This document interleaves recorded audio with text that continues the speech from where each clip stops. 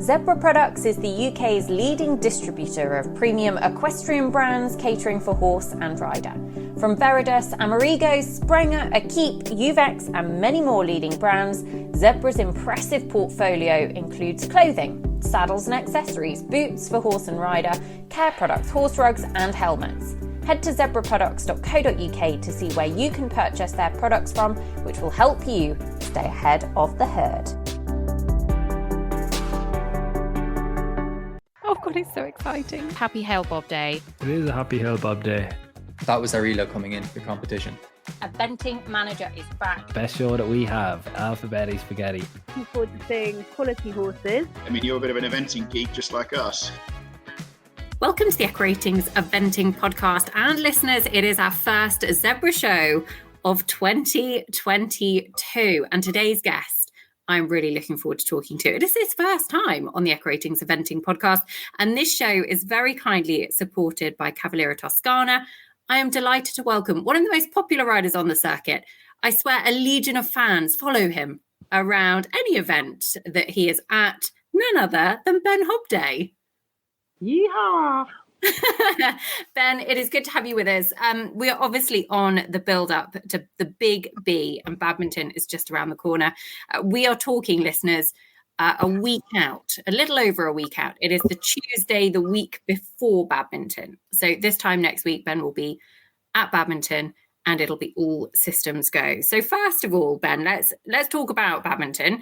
Was it always a dream of yours? When did the Badminton dream sort of manifest itself in your life? I think like most kids or young riders, you know, you see it on TV in Horse and Hound and it seems like the impossible. So closer and closer you get to it, the more you crave it. And I've been lucky enough to ride there quite a few times now and have some good experiences. Hopefully this time we can go a bit better. You know, I've got the right bit of kit with Shadow Man, real tool. Really looking forward to going there and trying to be as competitive as possible. And tell us a bit about Shadow Man, because he has been a real star for you over the years. He's been a horse that has been on a lot of people's radars as he's come up through the levels. And it feels like everybody's been waiting for this big 5-star debut. So just give us a bit of an insight into how your partnership with him came about initially. We've had him since he was 3 years old. My dad bought him initially, and then the other owner, Jane Chambers, bought into him as a 4-year-old. Jane's been with me a long time with various different horses. Saw him at a show. I think it was Fieldhouse Building Event off show a long time ago. Showed an interest and got involved. And to be honest with you, from the word go, the horse has been a real winner. I think the first year or 2 years, if he'd done 20 shows, he might have won 13 of them. Winning was easy for him, and we never knew at that point if he was, you know, a novice horse or good intermediate horse. He just kept doing it. I've always loved riding him. He's always been a very talented horse. And like I said, I've really enjoyed riding him all the way through. We've been quite cautious with how we've run him, making sure we do the best for the horse. Both the owners have enjoyed the journey. And yeah, we would have liked to step him up to 5-star a lot sooner. But when COVID hit, I just felt we weren't as prepared as we wanted to be. We had the opportunity to go to Poe. But for me personally, although Poe is a fantastic event, it's not where I wanted to showcase the horse. I wanted it to be at Badminton or Burley, and with those being cancelled, I just didn't feel like there was any point in risking running him for the sake of it. He's picked up a couple of little niggles over the years, and you know, for anything to go wrong at an event that I weren't 100% in love with didn't seem right. So yeah, Badminton, the Big B, as you said before, has been the one we've always wanted to target, and we're finally here. Everyone who's followed our journey over the years has been really supportive. They can see how quality is, and hopefully he's got what it takes, and I've got what it takes to do some damage. Damage, that's what we like to damage in the best possible way. What is he like? Does he know he's a winner? Because he strikes me as a horse. He's got so much presence about him. He strikes me as a horse that loves to win and knows what it's about. Would that be fair to say? Oh, yeah. He's that guy that when you go in a nightclub, you know, he's got a six-pack, got a nice tan. You got all the girls around him. He knows he's the dog's doodahs, and he's there to impress. And the bigger the crowd, normally the better he goes. The people who are involved with him over the years, you know, they're his pet people, and they're lucky to be around him as far as he's concerned. if I walk onto the stable yard, he knows I'm here, and I feel like we've got a really good partnership, and that's credit to the owners letting me do things how I like to do things with him, and in a lot of ways he feels like my son. We know each other so well, so I'm really looking forward to it. He's a horse that listens to instruction. He's quite a careful horse, brave as well, but going into an event like this, I think that the main thing is that we were fit enough for the event. He's been training really hard on his cardio to try and make sure we can, he can stay the distance. That'd be one thing that people may doubt. But I don't think you really know that until you get there. I know, the likes of Mulrys Error, the whiz kid, they weren't necessarily bred for the job, and they showed, hearts of a lion really to keep going. And that's what I'm looking for him to show as well. But he hopefully has that bit more quality where if he can do that, like I said, he should be able to do damage on the leaderboard. And what about his spring preparation? Has everything gone as you would like it to have gone? Yeah, I've kind of gone a little bit off the radar and done my own thing. And we went jumping in Villamora, which was really beneficial to him because last year he jumped in a couple of bigger classes, and you could argue it was too much for him. He had a few faults which he doesn't normally have. But as a trainer and a rider, I was thinking that was a good thing because, when he goes and jumps an event in show jumping round, it really feels like nothing. And not that we were trying to scare him, we were trying him to improve his jumping even more. But as an event horse, they've got to be brave. They've got to jump across the fence. Whereas these show jumps, proper show jumping, is a lot bigger. So we learned a lot about him there. I learned what bothers him, what doesn't bother him, and I think that's given me a little bit more confidence again to when I go into the ring in the eventing circuit. So full steam ahead. The events we've done so far have gone well. He's galloped well. Beginning of the year, dressage was a bit average, but nothing more than him being fresh. And to be honest with you, I kind of like him being a little bit fresh. I'm kind of a person who likes to make sure that he's where we want to be on the day. And we've been testing different things out so that when we get to the show at Badminton, hopefully there's no stone left unturned. You make a good point, actually, though, because, the same could be said for you riding. You're going to go into the show jumping at Badminton and you will have done all spring. And actually, they're going to feel pretty small and fairly straightforward, which is great. One less thing to worry about.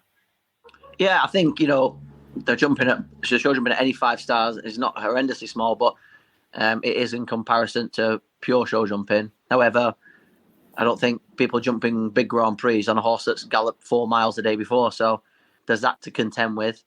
But mainly from a mental point of view, I wanted to be totally equipped for when I go in the show jumping to be confident and give it my best. And the more confident I am, the more confident he is. That was the theory behind that. And growing up, was it always eventing that was very much your path? Were you ever tempted by the show jumping route? I'd have loved to go on show jumping, to be honest with you, but the circumstances just meant that it was easier to go eventing. You could compete probably less talented horses and make them talented within eventing. I found at the time I didn't have the resources to go jumping, and it's something that I want to explore a little bit more in the future. But again, it just depends on your circumstances. And at the moment, I've got less horses, and I'm trying to keep the quality high so that when we can go to these events, we can make an impact. How many horses have you got in at home now? My horses are dotted all over at the minute with owners and different things, but I'm probably, look at my record, I'm probably only riding 4 or 5 at eventing shows, a few for friends jumping. So it's not as many as I'd normally do, but it's been nice to have a bit of time to reflect on where I want my career to go and do, and give me more time with Shadowman to prepare for this event. So sometimes life's bigger than just horses, even though we're fully focused. I think sometimes you're in too deep, you can fry your brain a little bit, and certainly taking a step back has helped me to improve my performance. A step back can give you a much clearer picture of exactly sort of what you're doing, where you're going, and what your plans are. What is it that makes you tick? What is the end game? Is it the teams? Is it the 5 stars? Is it the top level, the sport, the competition? What is it for you? If you want my honest answer, I've had this question asked before. Obviously, I want to go to the Olympics and win a gold medal. Obviously, I want to go to the Europeans. And people can argue this point or not, but my view is very clear. You cannot be super successful unless you've got a great setup. And once you're financially stable, I know I've got the ability. I believe that. Whether people disagree or not, that's up to them. But you've got to be able to use and work your system properly. My circumstances have changed. I've got to rebuild, and that's what I will do. Being on the long list for the Olympics last year, it may not have never happened anyway. We've got a great team of horses and riders in this country. But regardless of the other competitors in the country, my headspace wasn't in the right space for it. And that's what it is. But moving forward, once I can get back on my feet in other ways, then I believe that will happen. Fully confident of it. And we've just got to have a good support team around you, good loyal owners, sponsors. And then, the more you're around good people, good things happen. It's a lesson well learned. You make your own luck in life sometimes. Let me ask you about some of the tougher times, because, your battle with cancer was very, very well documented. And there was that moment in badminton that I want to lead to in 2016, because it feels like, obviously, back to badminton 6 years later, a lot has happened. And actually, you come here with a very real chance. But there was a time where actually that might not have been the case. Was eventing something that always kept you sort of moving forwards at a time where it would have been very easy to be swallowed up with other things? Yeah, I think whether it was eventing, horses, career-wise, I think you've got to have something to focus on in life. I think you can do damage to yourself if you haven't got goals. When I came out of hospital, it was very clear to me what I was going to do and what I was going to achieve. A lot of people, even close to me, didn't necessarily believe it. But, they support me and they wanted to keep me smiling. And on that day, I did what I wanted to do. I'm very proud of everyone who stuck by me and was around me to make that happen. Everyone goes through difficult times. I'm not the only one. But I think we all have a personal choice whether we want to face it and keep moving forward. And I never want to stand still. I always want to keep moving forward. I remember your badminton cross country run in 2016 was a moment that for me was bigger than just eventing. We see some great rounds and we see some incredible performances by horse and rider and everything else. But this was something that touched not just eventing, but the wider community as well, outside of even equestrian sport. Did it feel like that for you? It's quite overwhelming for me, to be honest. I did that maybe selfishly for myself to make sure I was mentally strong enough to keep on going. But as a result of that, I had a lot of messages, good and bad. Good in the sense of people were inspired, which was really nice to be able to do. And bad from my point of view, in the sense of, I got to hear a lot of very difficult stories that other people were going through, struggles, which, I'm always, if I can help someone, I want to do it. But mentally, to keep bringing up things in the past that have happened to me, that are happening to them, that, it's psychologically difficult. But one thing I will say is I think different things can happen to you and affect you on the outside, but I think it's very much up to you how it affects you on the inside. And if I can help someone else think like that, then that's great. Just want to make sure that my armor's tough on the inside as well as the outside. You make a good point, actually, because as somebody watching from the outside, it was highly emotional. You could tell the emotions of everybody involved, extremely highly charged, but that is from the outside. And from the inside, there is so much. Everybody knows how much has gone into getting to that point. So not only are you dealing with that, but actually other things coming to the forefront as well must have been extremely hard. How proud are you now, looking back on that and the differences that you've been able to make in other people's lives through Hannah's Wilbury Wonder Pony charity and things such as that? Looking back 6 years on, even from those days, how proud are you now? I think when I stand back, I'm quite shocked sometimes, but I just think there's a lot of struggle in the world, and being nice costs nothing, costs absolutely nothing.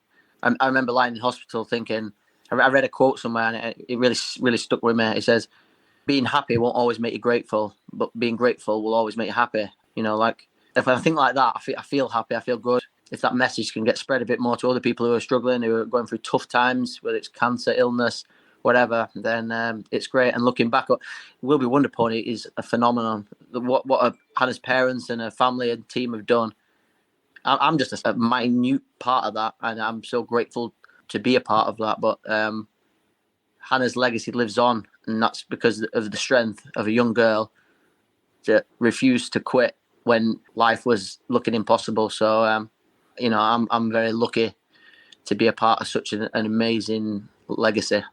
It absolutely is a legacy. And actually, when this show goes out, we'll have just celebrated Hannah's birthday.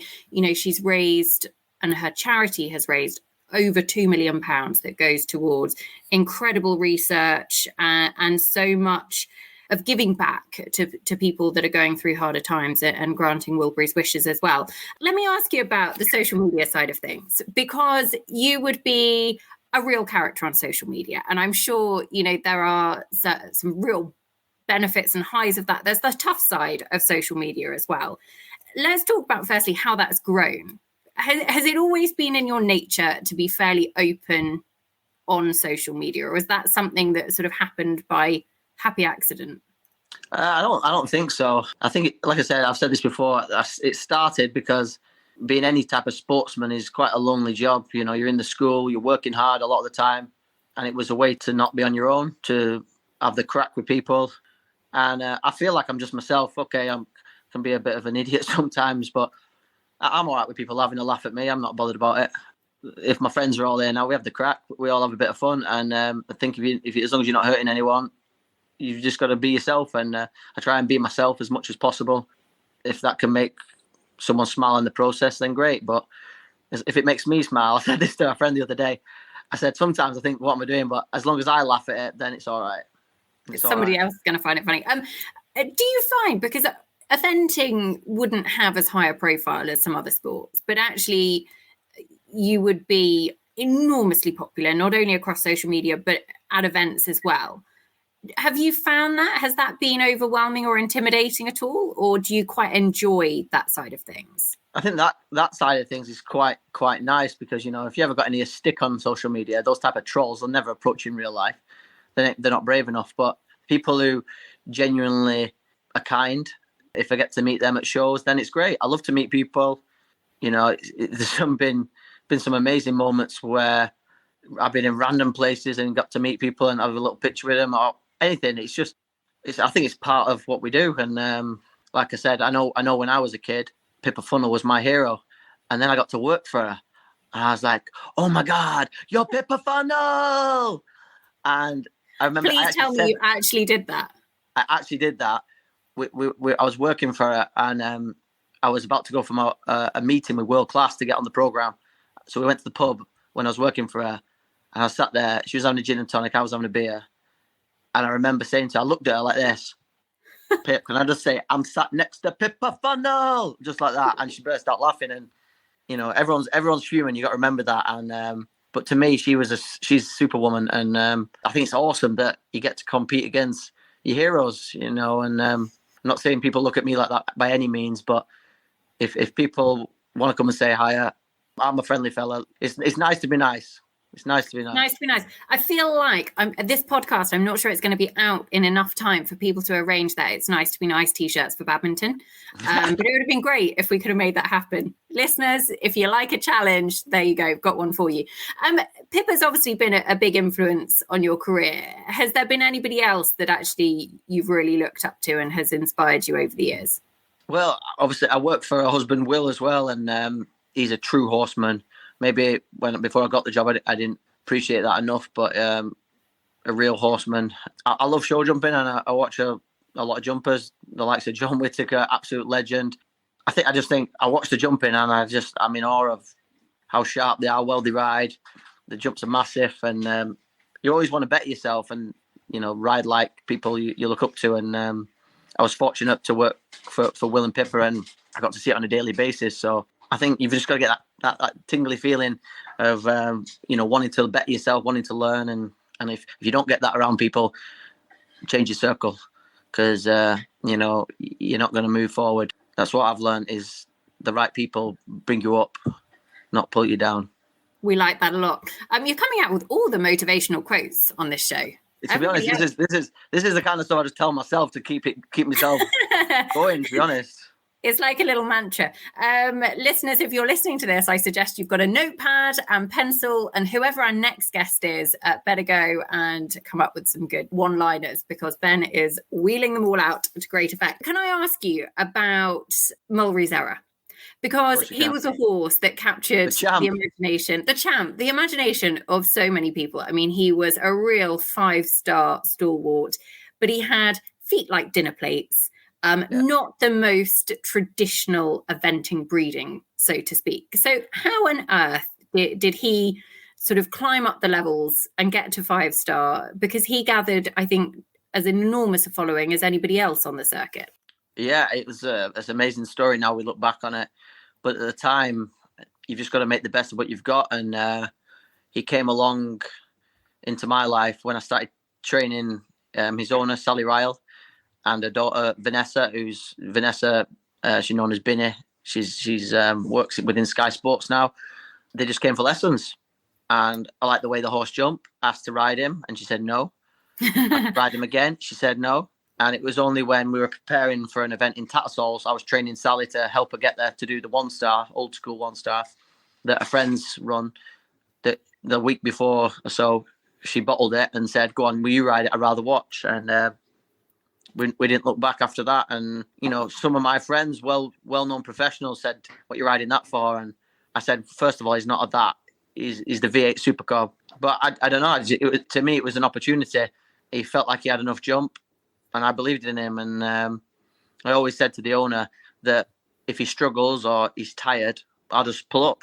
His well-being is more important. And we went forward with that mantra, and it seemed to work. And I must say, Sally has supported me immensely throughout my career. And without her trust in me, it probably wouldn't have happened. So, you know, you build a lot of relationships with people, and the right people can take you to amazing places. And although he's not a 5-star winner by any means, like you said, I think he changed the lives of a lot of people because they believed that things can be done differently. Whereas I think maybe the perception in eventing initially was you've got to have the superstar from day one, and that's not true. So I think people could relate to that. I think that's why people sort of fell in love with him and the idea of him, because he gives a lot of hope to average normal horses that all of us have. But they have so much heart. What was his breeding? Because this bit's fascinating. His mother is a full Clydesdale, a big gal. but his dad was actually a Group 1 thoroughbred called Eve's Error. Jumped out the field, I believe, in Ireland, and took a shine to Mulrys' mum. And Mark Mulry, the guy that bred him, is a very proud man because he bred one of the most famous horses that I believe he is anyway. So that's a credit to him. And I think actually Sally went on to buy his brother and maybe his cousin. And okay, they're not the same as Mulry, but they certainly got the same type of attitude to the job and enjoying eventing. It's a really nice story, and like I said, it wouldn't have happened without the people that were involved. They have been incredible supporters of yours, and I remember, God, it might have even been going as far back as 2016, seeing Binny at Badminton and talking about the sort of the story and the enjoyment that they had got out of him. And he was such a loved horse, and it's always such a pleasure to, you know, see it through the owner's eyes. And it's something that we're really passionate about on this show, because there are so many different facets to owning an event horse, but ultimately the love of that horse is the driving force. And it's just brilliant to see all of the enjoyment and the pleasure that it brings along the way, and also the different stories and ways in which people have sort of found themselves in those situations, because it comes from all different walks of life. Coming back to Badminton and 2022, what are your hopes? You've said you want to have some, you know, damage on the leaderboard. What does damage on the leaderboard mean to you? Well, you know, you want to go there and try and win, don't you? I think that's the bottom line. You don't go there and try and come second, but you've got to be realistic as well, not to set expectations too high. But I want to go and do that and do my best and see what the horse is capable of achieving. Hopefully that's winning it. If that's top 10, if, you know, we'll have to see on the day. If he gives his best and I give my best, I'll be pleased with that. And we really got to focus on our own performance, no one else's. There's a lot of good horses and riders out there at the minute, but my concern is not with them. Mine's on myself and the horse. As you can see from the preview video, Eric Winter's done a great job of creating a 5-star track, which is what we need. I feel like the events up to this event have not been up to standard. I think horses that are winning aren't reflective of true 5-star horses, and 4 stars need to be 4 stars, and 5 stars need to be 5 stars, 3 stars need to be 3 stars. We need less of these dressage competitions where dressage horses can win and horses can have 7 down and still win. You know, I think that only happened once in history, but to me, that's not eventing. That's not an event horse. So bring back the cross country. That may trip me up, it may trip other people up, but so be it. That's what the sport should be about. Big, brave people where event riders get respect for the job they're doing, because it isn't easy. I think when it becomes a dressage show, you go, oh, those poor eventers, they do all right, don't they? And I think we can easily change that perception by showing everyone else in the world how big these jumps really can be. I'll be honest. So I've walked badminton as for the cross-country preview. You're trying to scare me now. I probably, Ben's having a quick drink. I probably shouldn't be, say, but it ties in with what you're saying. I've not seen anything dimensionally that big for really since the last Badmintons and Burleys in 2019, but it felt noticeable how extraordinarily big dimensionally it was. Fantastic. That's what we want to hear. There's a real difference between, and I walk a lot of different tracks at lots of different levels, and 4 stars are big, don't get me wrong, they're big, but there's something extra about 5-star for me, and badminton, I think, ticked all the boxes. It was bloody massive, Ben. I think these courses have got to command respect, and certainly in the past some courses haven't. It may trip me up. I can stand there and say fair play, but if we're going to do it, we want to do it properly, and whoever wins badminton needs to be able to stand there and go, I was the best on the day because it was the toughest track I've ever seen. And that's what we all want as riders. No one wants to win by default, do they? No, absolutely not. And I think whoever is on that podium at the end of badminton will know that they have won a proper 5-star test. It is certainly that. What next in terms of Ben Hobday? What are the sort of immediate goals past badminton on the horizon for you? I'm usually a man with a plan, for sure. But life's taught me recently that you can't do that all the time. And I'm taking one day at a time. So we're going to do badminton. I'm going to try and change the world in my own little way. And then we'll see what opportunities arise. But I'm still hungry as ever for it. But sometimes you've got to do the right move to make sure that you're doing the best for you and you can achieve the best you can. So can't answer that. I don't know. We're just going to focus on badminton, get the job done, and see what opportunities are there. Focus on the big one, see what comes next. There could be another big B later in the year with any luck as well. Who knows? Burley is back as well. Barbados. I mean, the Bahamas, Ben. Yeah. Take your pick. Take your pick. I was trying to think of somewhere sort of cold and windy that began with B. But that's probably Burley. No, look, that is a very, very sensible approach. And it is certainly a very, very exciting big couple of weeks for you. Good luck. I know, it's a tough old road life sometimes, but all we can do is do our best, work hard, and trust that the opportunities will come. So thank you very much for giving us a real candid insight into your career, and we're looking forward to seeing where it takes you next. Thank you very much, and thank you for all. You've always been very kind about me and my horse, so I appreciate that, Nicole. Cheers. My pleasure. I'm always delighted when people actually acknowledge that they've listened to something I've said when I'm talking. Who knows how much rubbish. But that's very kind. Look, listeners, we hope you've enjoyed the first Zebra show of 2022. A big thank you to Zebra Products for their continued support, but also to Cavalleria Toscana, who Ben has worked with for a little while now. Ben, I'm going to ask you how long. I could be... Absolutely unbelievable clothing. Check it out. You'll see me in it all week at badminton because it's my favourite. If you're not cool, you're not wearing it. There you go, listeners. You heard it here first. We will be back very soon with lots in store for you throughout badminton, listeners. But a big thank you to Ben, and a big thank you for you guys for tuning in, as always. Thank you for listening to the Echo Ratings Eventing podcast. Have a wonderful day, everybody. And I look forward to having you back with us soon. Don't forget to follow us on Facebook and Instagram for more. Listeners, we'll speak to you again soon.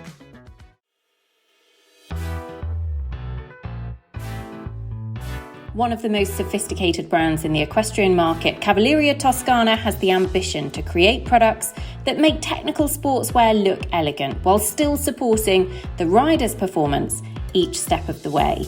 From top quality, super stylish competition wear to fashionable clothing suitable for riding in at the highest level and wearing every day, such as comfortable breeches and stylish sweatshirts. Cavalleria Toscana brings together a range of matching equine outfits for both horse and rider.